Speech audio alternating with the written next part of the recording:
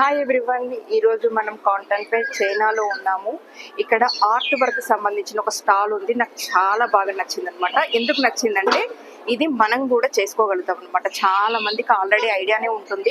Art, clay art అని idea ఉంటుంది కదా, చిన్న పిల్లలతో సహా చేస్తూ ఉంటారు. కాకపోతే ఇది ఆర్టిస్టిక్గా చేసి దీన్ని ఎక్స్పోర్ట్ చేసే లెవెల్లో దీన్ని ఒక ఆర్టిస్టిక్గా చేసి సేల్ చేస్తున్నారనమాట. కాస్ట్ కూడా చాలా రీజనబులే పెట్టారు. బట్ ఏంటంటే కంపేర్ టు అదర్ ప్రోడక్ట్స్ ఇవి కాస్ట్ చాలా ఎక్కువ ఉన్నాయన్నమాట. ఎందుకంటే హ్యాండ్ మేడ్ కాబట్టి ఇవి హోమ్ డెకరేషన్లో చాలా బాగా యూజ్ చేస్తారంట. ఎక్కువ యూఎస్కి, యూకే కంట్రీస్కి ఇవి ఎక్స్పోర్ట్ చేస్తారు అని చెప్పేసి చెప్తున్నారు. అయితే ఇవి ఎలా చేస్తారు ఏంటి అనేది చాలా సింపులే, కానీ మనకు స్కిల్ ఉండాలి.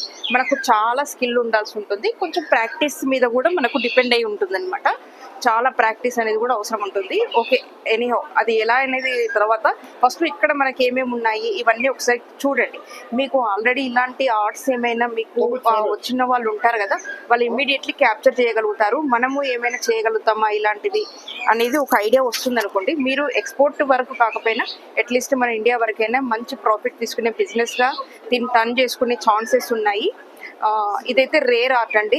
మనకు కొంచెం స్కిల్ అయితే ఉండాల్సి ఉంటుంది. ఇవి 1 by 1 అన్నీ మీకు చూపిస్తాను. రేట్స్ కూడా నేను అడిగి తెలుసుకొని మీకు రేట్స్ కూడా చెప్తాను.